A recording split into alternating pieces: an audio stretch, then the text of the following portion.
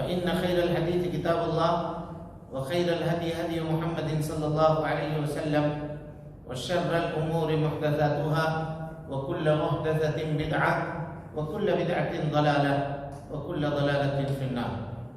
فقد قال الله تبارك وتعالى في محكم تنزيله بعد أعوذ بالله السميع العليم من الشيطان الرجيم بسم الله الرحمن الرحيم والذين يكنزون الذهب والفضة ولا ينفقونها في سبيل الله فبشرهم بعذاب أليم يوم يحمى عليها في نار جهنم فتكوى بها جباههم وجنوبهم وظهورهم هذا ما كنزتم لأنفسكم فذوقوا ما كنتم تكنزون. حاضرین گرامی، دوستو، بزرگوں اور ساتھیوں، آج کے اس ہفتہ واری اجلاس میں جس عنوان کی وضاحت انشاءاللہ العزیز آپ کے سامنے کروں گا وہ ہے زکوٰۃ کی اہمیت اور اس کی فرضیت. دراصل یہ موضوع جمعہ کا موضوع تھا، لیکن چند حالات کے پیش نظر ہم نے جمعہ میں توبہ کے عنوان کو اختیار کیا تھا، لہذا اس موضوع کو ہم آج کے اس درس کے اندر اختصار کے ساتھ جو مقررہ وقت ہے اس میں بیان کرنے کی کوشش کریں گے. اسلام کے اندر اسلام کی جو عمارت ہے، جو اس کی بنیاد ہے، وہ 5 چیزوں کے اوپر قائم ہے، اور 5 چیزوں میں سے تیسرے نمبر کی یہ چیز ہے زکوٰۃ، جس کو اللہ کے نبی جناب محمد رسول اللہ صلی اللہ علیہ وسلم نے حضرت جبرائیل علیہ السلام کے سوال پر حدیث جبریل کے اندر بیان فرمایا. پوچھا حضرت جبرائیل علیہ السلام نے کہ اللہ کے نبی صلی اللہ علیہ وسلم اسلام کس کو کہتے ہیں؟ تو آپ نے فرمایا ان تشہد ان لا الہ الا اللہ وان محمدا عبدہ ورسولہ، تم اس بات کی گواہی دو کہ اللہ کے علاوہ کوئی معبود برحق نہیں ہے اور جناب محمد رسول اللہ صلی اللہ علیہ وسلم اللہ کے بندے اور اس کے رسول ہیں. وتقیم الصلاۃ، نماز قائم کرو، وتؤتی الزکاۃ، اور زکوٰۃ ادا کرو. یہی وجہ ہے اسلام کے اس عظیم رکن کی اہمیت کا اندازہ آپ اس بات سے لگائیے کہ پورے قرآن مجید میں 80 سے زائد مقامات پر اللہ رب العالمین نے نماز کے ساتھ ساتھ زکوٰۃ کا ذکر کیا ہے. 80 سے بھی زائد مقامات پہ اقیموا الصلاۃ وآتوا الزکاۃ، بلکہ جہاں پہ ایمان کی نشانیوں کا تذکرہ کیا ہے، جیسے فتح مکہ کے بعد اللہ رب العالمین نے مشرکین کو مکہ المکرمہ میں رہنے کے لیے ایک مدت متعین فرمائی. اس مدت میں اس کے بعد جب مدت ختم ہو جائے تو مسلمان اور غیر مسلم کے درمیان تمیز کرنے کی جو صفتیں بتائی اللہ رب العالمین نے کہا فَإِن تَابُوا، اگر یہ مشرکین توبہ کر لیں، وَأَقِيمُوا الصَّلَاةَ، نماز قائم کریں، وَآتُوا الزَّكَاةَ، اور زکوٰۃ دیں، فَإِخْوَانُكُمْ فِي الدِّينِ، تو یہ تمہارے دینی بھائی ہیں، یہ تمہارے دینی بھائی ہیں.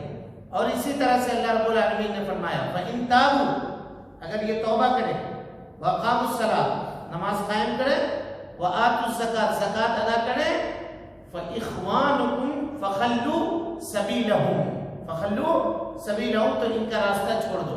یعنی اب ان کے اوپر سختی کرنے کی ضرورت نہیں ہے، اب ان کے اوپر تنگی کرنے کی ضرورت نہیں ہے، یہ لوگ تمہارے بھائی ہیں، اب ان کے ساتھ ایسا سلوک کرو جیسے کسی ایک مسلمان کے ساتھ کیا جاتا ہے. یعنی اسلام کی پہچان یا وہ صفتیں جن سے آدمی مسلمان ہوتا ہے یا اپنی ڈگنیٹی یا اپنی پہچان بناتا ہے، اسلام میں وہ کیا چیز ہے کہ آدمی نماز ادا کرے اور زکوٰۃ. اگر کوئی شخص زکوٰۃ دینے کا انکار کرتا ہے، انکار کی 2 شکل ہوگی. ایک شکل تو یہ ہے کہ سستی سے انکار کرتا ہے، دینے فرضیت کا اقرار ہے لیکن دیں گے نہیں دیں گے، دیں گے نہیں دیں گے، اس چکر میں سستی میں انکار کرتا ہے. تو اگر اسلامی حکومت قائم ہے تو اسلامی حکومت اس کے مال کو سیز کرے گی اور اس سے زبردستی زکوٰۃ کے مال کو وصولے گی. اور اگر کوئی آدمی زکوٰۃ کے فرضیت کا انکار کرتا ہے، یہ کہتا ہے کہ زکوٰۃ وقات ہمارے اوپر کوئی فرض نہیں ہے، یہ کیا ٹیکس ہے جی، کہنے والے لوگ کہتے ہیں پیسہ ہم کمائیں اور ہم غریبوں کو کیوں دیں؟ اس طرح کی بات بھی لوگ کرتے ہیں، نعوذ باللہ من ذالک۔ اللہ تعالیٰ ان چیزوں سے، اس طرح کی باتوں سے ہم کو اور آپ کو محفوظ رکھے۔ تو وہ آدمی جو اس کی فرضیت کا انکار کرے وہ دائرہ اسلام سے خارج ہے، اسلام سے ایسے شخص کا کوئی مطلب نہیں۔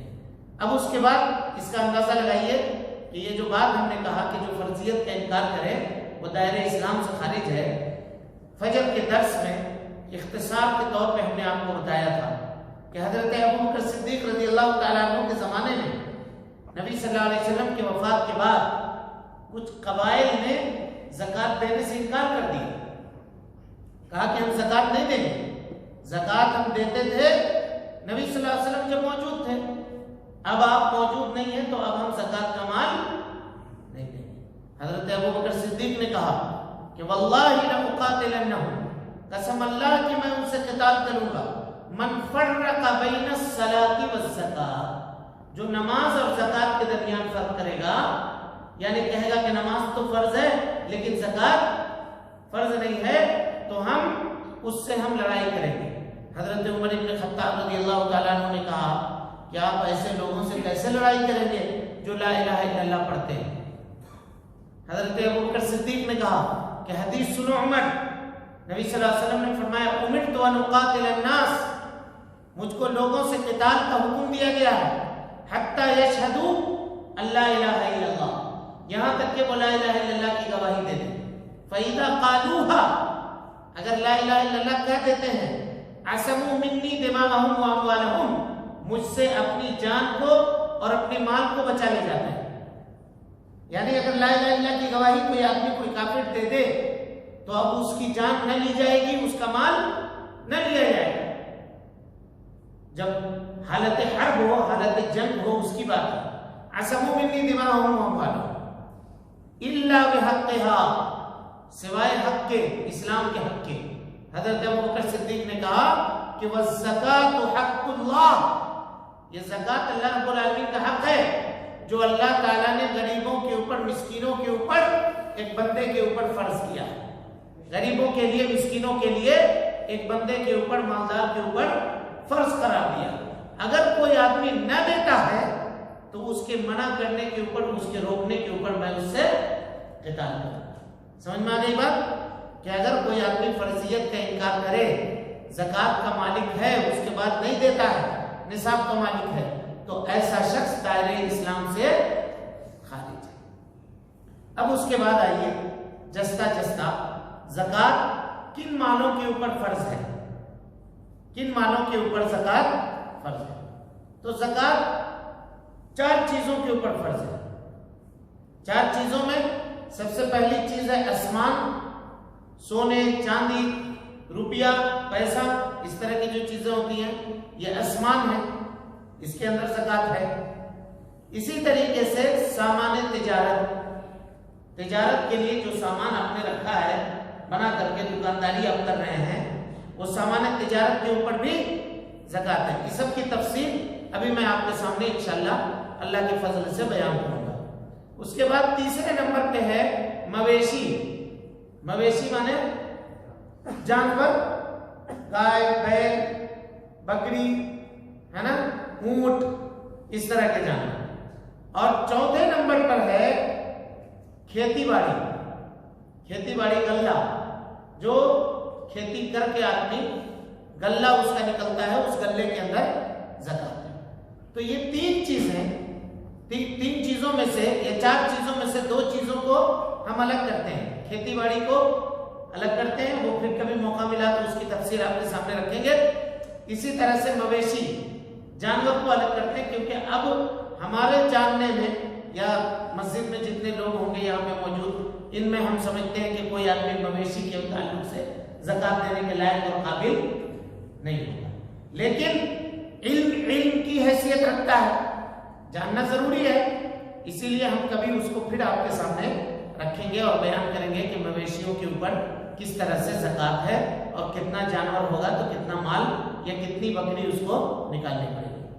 اب یہاں دیکھیے سونا اور چاندی، سونا اور چاندی میں 3 قول ہیں۔ कहते हैं 85 ग्राम, 90 ग्राम या 95 ग्राम, 80 पर 5, 90 या 90 पर 5। अगर इतना ग्राम सोना किसी के पास है और वो सोना साल भर उसके ऊपर गुजर गया है, आपके पास मौजूद है, रखा हुआ है, साल भर उसके ऊपर गुजर गया है, तब अब उसके ऊपर, उसके कीमत के ऊपर 2.5% आपको ज़कात निकालना पड़ेगा। 2.5% बोले तो 100 रुपया में 2.5 रुपया, 100 रुपया में 2.5 रुपया, 100 रुपया में 97, 90 पर 7 रुपया 50 पैसा यह आपका है, और 2.5 रुपया 2 रुपया 50 पैसा ये अल्लाह रब्बुल आलमीन का, ये निकालना पड़ेगा। इसको निकालने का तरीका ये है कि जितना माल बनता है, मिसाल के तौर पे 2 लाख रुपए, 4 लाख रुपए, यानी 4 लाख रुपए में अभी 90 पे 5 ग्राम आप सोना खरीद सकते हैं, तो वो 4 लाख रुपए को 40 से तकसीम कर दीजिए, 40 से तकसीम कर दीजिए।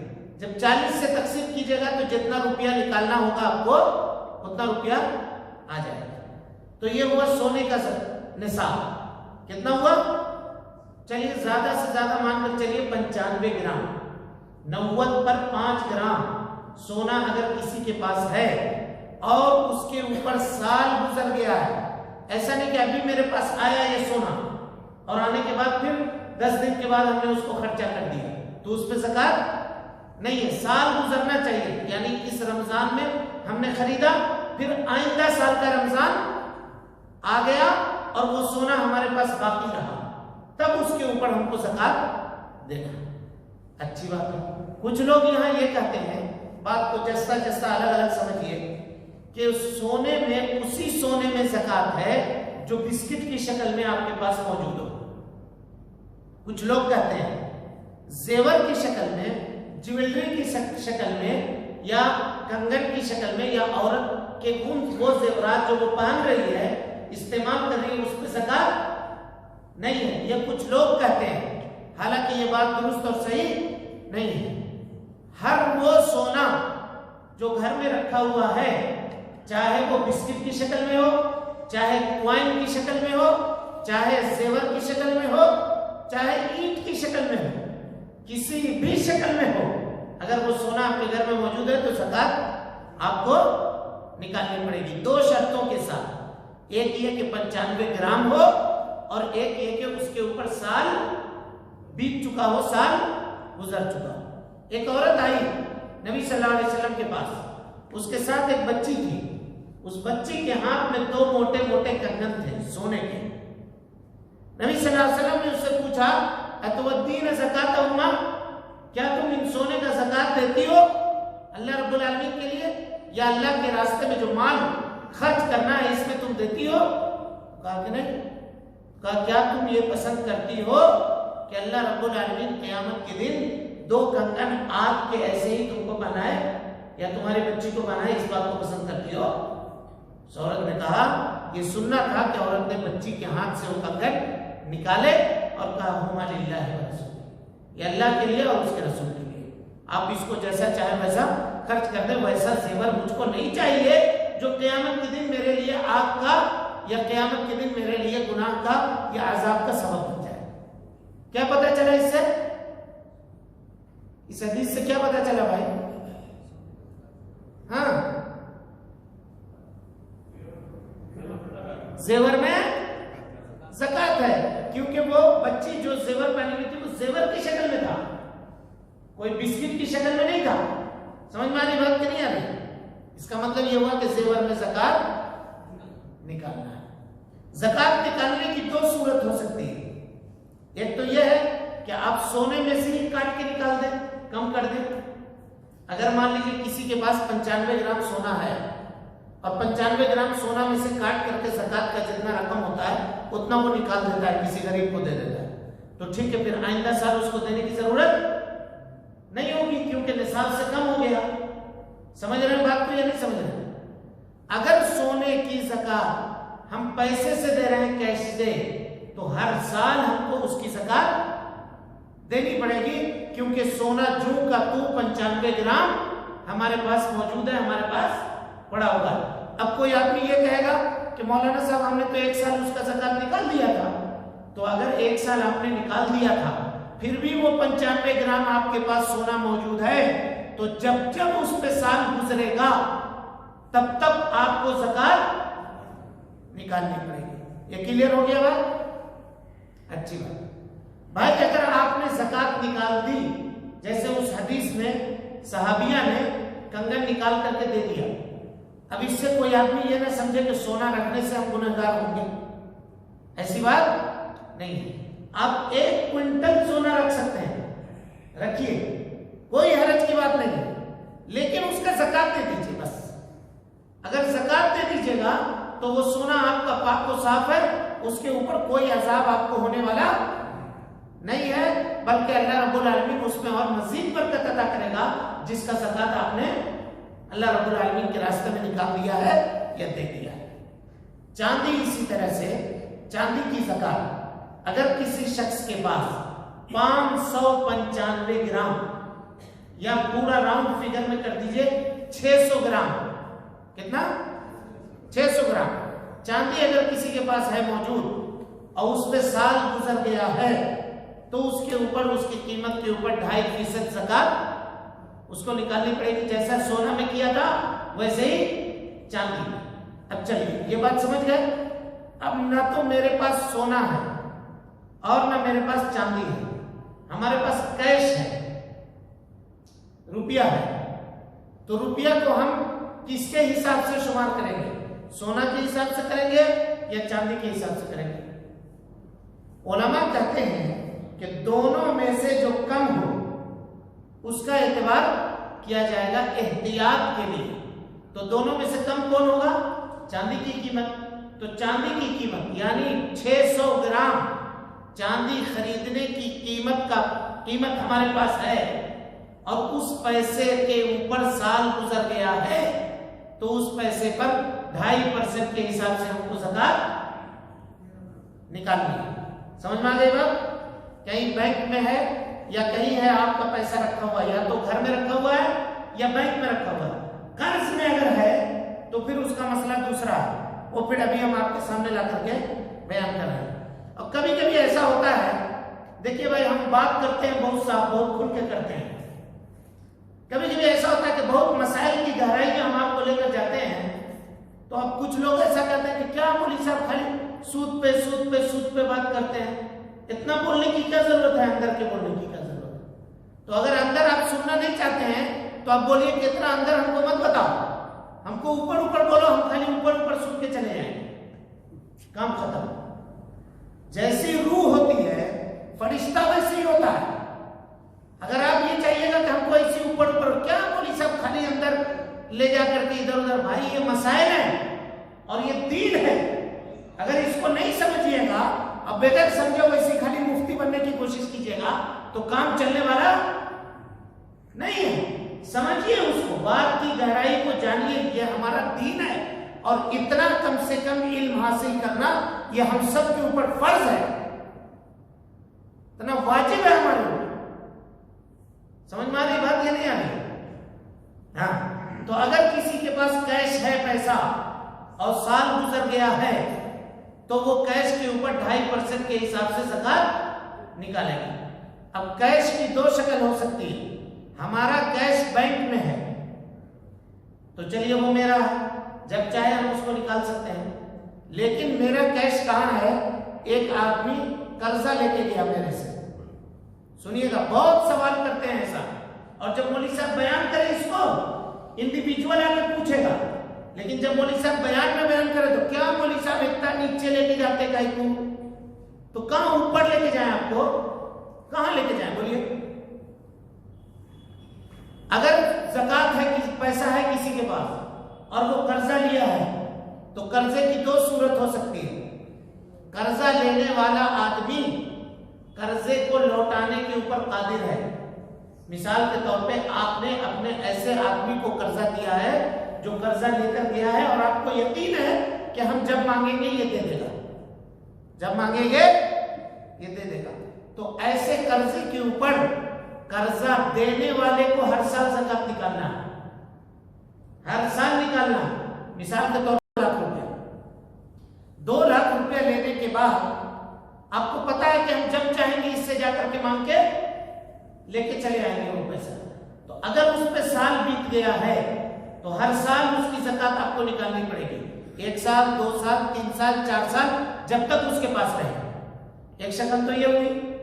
ایک دوسری شکل یہ ہوئی کہ آپ نے نہیں نکالی زکات، لیکن وہ پیسہ قرض لینے والا 3 سال کے بعد آپ کو واپس کرتا ہے، اور وہ آدمی لینے والا خوشحال ہے اور آپ کو اطمینان ہے کہ میرا پیسہ یہاں ڈوبے گا نہیں. تو ایسی صورت میں جس دن آپ کو پیسہ ملے گا، آپ کو 3 سال 4 سال جتنا سال تک وہ پیسہ اس کے پاس رہا ہے اتنے سال کا حساب کر کے زکات آپ کو نکالنا پڑے گا. سمجھ میں آئی بات کہ نہیں آئی؟ بولیے بھائی، سمجھے نہیں سمجھے؟ ایک شکل. اس کی دوسری شکل یہ ہے کہ ایک آدمی آپ سے قرضہ لیا. ہاں کیا ہے جی؟ ایک آدمی لیا قرضہ کسی سے. قرضہ لینے کے بعد ہم کو امید نہیں ہے کہ یہ قرضہ دے گا. لے کے گیا تھا قرضہ کہنے کے لیے 2 مہینے میں دے دیں گے. 2 سال ہو گیا نہیں دے رہا، ٹہلا رہا، دینے کا نام نہیں لے رہا مثال کے طور پر. تو ایسے قرضہ لیے ہوئے پہ زکات نہیں ہے. ہاں لیکن جب وہ واپس کرے گا 5 سال کے بعد 10 سال کے بعد، تو جس دن آپ کو ملا اسی دن کا زکات نکال دیجیے بس، اور نکالنے کی ضرورت نہیں ہے. جب بھی ملا 1 سال کا زکات نکال دیجیے، ہو گیا. اب اسی کو قیاس کیجئے. آپ نے ایک دکان خریدی، مثال کے طور پہ دکان ہے آپ کی. دکان میں پگڑی کی رقم آپ نے 5 لاکھ روپے دیا ہے دکاندار کو، یا جو جس کا دکان مکان مالک ہے اس کو. اب وہ 5 لاکھ روپے اس کے پاس آپ کا پڑا ہوا ہے. 5 لاکھ روپے میں آپ کو زکات نکالنا ہے کہ نہیں نکالنا ہے؟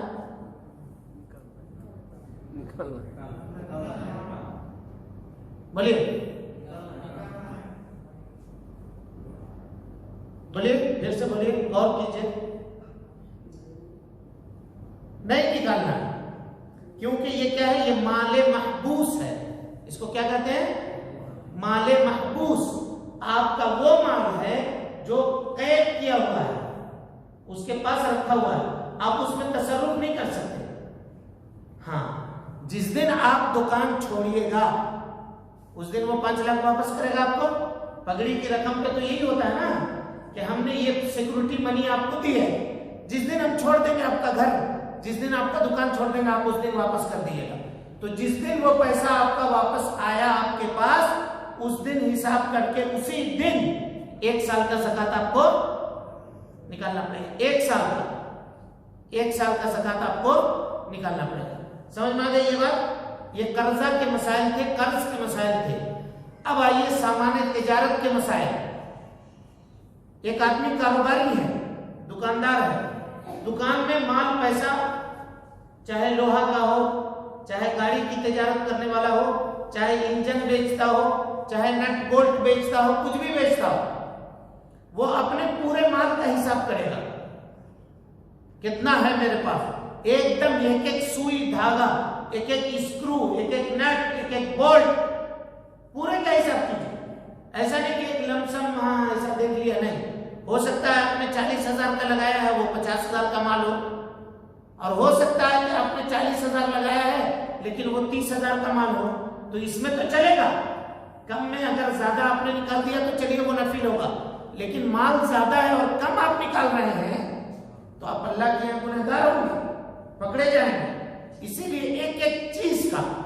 لیکن یہاں پہ سوال ایک آتا ہے، ذرا غور سے سنیے گا اس مسئلے کو. لوگ سوال کرتے ہیں عام طور پہ کہ مولوی صاحب میرے کاروبار میں میرے پاس 2 لاکھ روپے کا مال ہے، میرے دکان میں پڑا ہوا 2 لاکھ کا مال، لیکن مارکیٹ میں 1 لاکھ روپے کا میں قرض دار ہوں. 1 لاکھ روپے کا میں قرض دار ہوں، تو کیا میں زکات ادا کروں گا یا نہیں کروں گا؟ یہ سوال کرتے ہیں عام طور پہ لوگ. تو علماء کہتے ہیں کہ ایسی صورت میں قرض زکات سے روکنے والی نہیں ہوگی. تم نے قرض کو پہلے کیوں نہیں ادا کیا؟ قرض کو اسی وجہ سے تم نے روک کر کے رکھا تھا تاکہ جب زکات دینے کا موقع ہے تو ہم قرض کو شو کر کے زکات روک لیں. ایسا چلنے والا نہیں ہے. اگر آپ قرض دینے میں مخلص ہیں تو آپ اپنے زکات کے مال سے اپنا قرض، دکان کے مال سے آپ اپنا قرض پہلے ہی ادا کر دیجئے. آپ قرض کو بھی روک کے رکھ رہے ہیں، ایک آدمی کا مال بھی روکے ہوئے ہیں اور ادھر اللہ رب العالمین کا مال زکات بھی روک رہے ہیں. تو ایسا چلنے والا نہیں ہے. آپ قرض کو کلیئر کر دیجئے زکات آنے سے پہلے. اگر آپ نہیں کرتے ہیں تو پھر آپ کو زکات دینی پڑے گی. جو کچھ جتنا مال ہے ایک دم، ایک سوئی دھاگا کا، ایک نٹ کا، بولٹ کا، اسکرو کا، سب چیز کا حساب کر کے 2.5% نکال کر کے زکات دینی پڑے گی. سمجھ میں آ گئی بات؟ ٹھیک.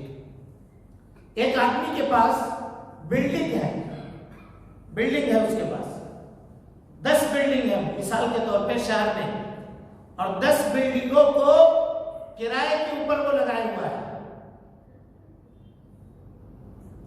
کرائے پر لگا کر کے رکھا ہے اس نے.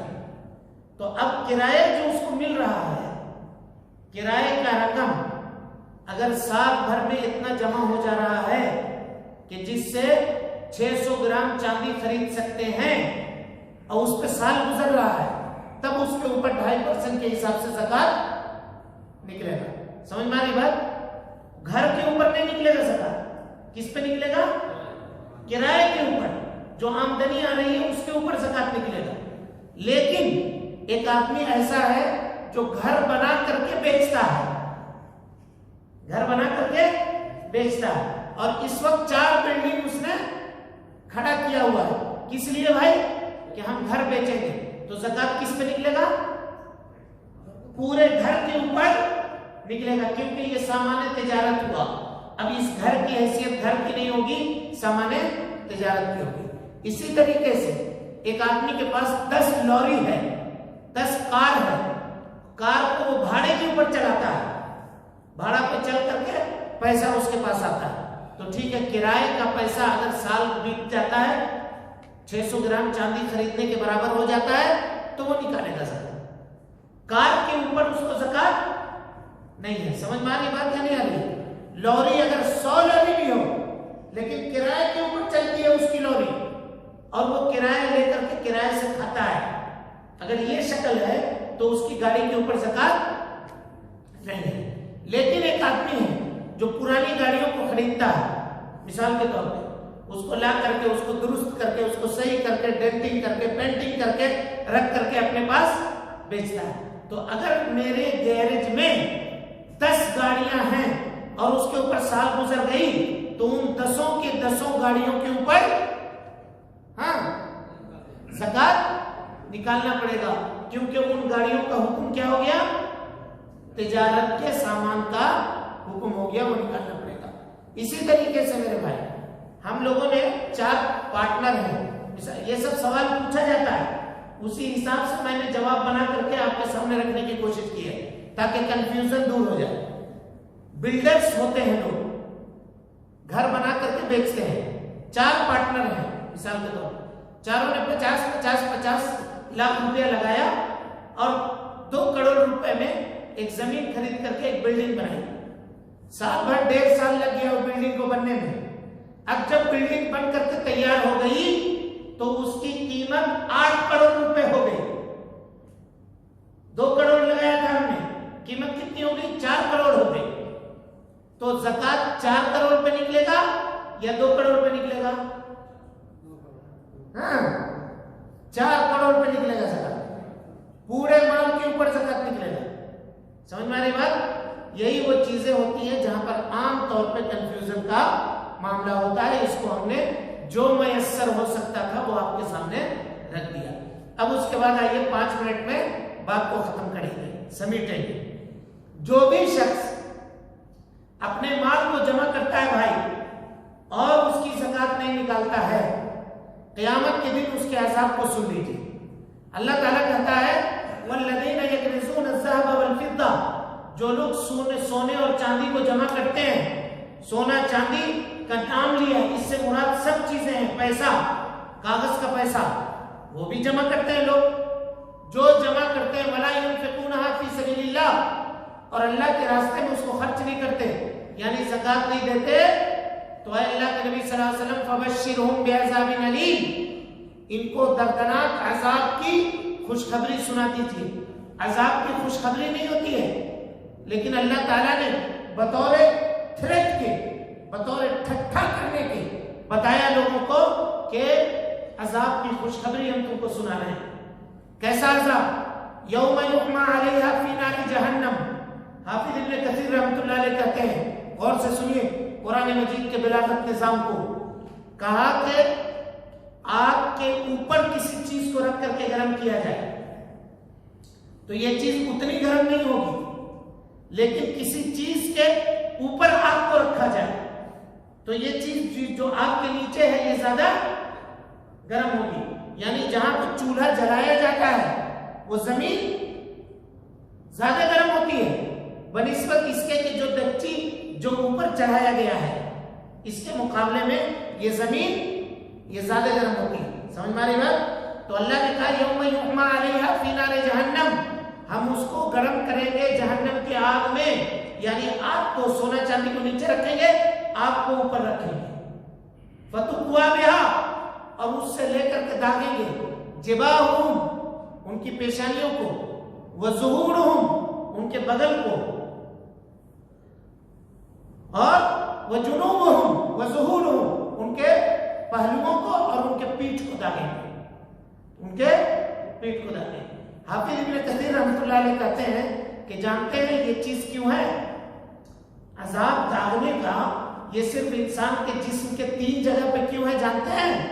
کہ جو آدمی بخیل ہوتا ہے، زکات دینے والا نہیں ہوتا ہے، اگر اس سے زکات مانگیے گا تو سب سے پہلے اس کو اس کی پیشانی پہ فرق پڑے گا، ایسا وہ کرے گا، کیا مانگتے ہو میرے سے؟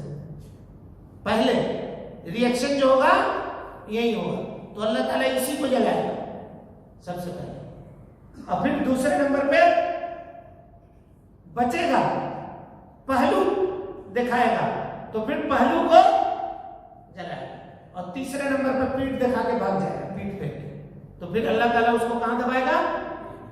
پیٹھ میں دبائے گا۔ سمجھ میں آ رہی بات کہ نہیں آ رہی؟ پیشانی کو جلائے گا جس سے دماغ جل کر کے نکل جائے گا باہر، پہلو کو داغے گا جس سے اس کی کڈنی وغیرہ، لیور، گردے یہ اندر تک یہ جل کے ختم ہو جائیں گے، اور پیٹھ کو داغے گا جس سے اس کا دل جو ہے وہ دل جل جائے گا، اتنا گرم ہوگا۔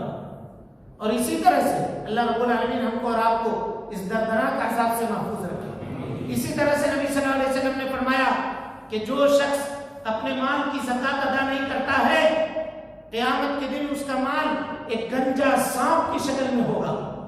سانپ تو گنجا ہوتا ہے، بال اس کو نہیں ہوتا، رواں ہوتا ہے یا وہاں پہ چمڑی ہوتی ہے، لیکن نبی صلی اللہ علیہ وسلم نے فرمایا کہ اس کا زہر اتنا سخت ہوگا کہ اس کے زہر کی وجہ سے اس کے کھوپڑی کی چمڑی اڑ گئی ہوگی، اور اس سانپ میں 2 نقطے ہوں گے تاکہ دیکھنے میں بھیانک لگے، ڈراؤنا لگے، اور وہ سانپ اس سے لپٹ جائے گا اس کے گردن سے، اور گردن سے لپٹ کر کے اس کے گل پھڑے کو چیرے گا، سمجھ رہے ہیں؟ اس کے ہاتھ کو چبائے گا اور کہے گا انا کنزکا انا مالوکا، میں ہی تو تمہارا خزانہ ہوں، میں ہی تو تمہارا مال ہوں، جس کو چھپانے کے لیے تم لاکر کا استعمال کرتے تھے، جس کو چھپانے کے لیے ڈبل تالے والے تجوری کا استعمال کرتے تھے، جس کو چھپانے کے لیے CCTV کیمرے لگاتے تھے کہ کوئی لے کے نہ جائے، الارم لگاتے تھے، ریزر سیکورٹی لگاتے تھے،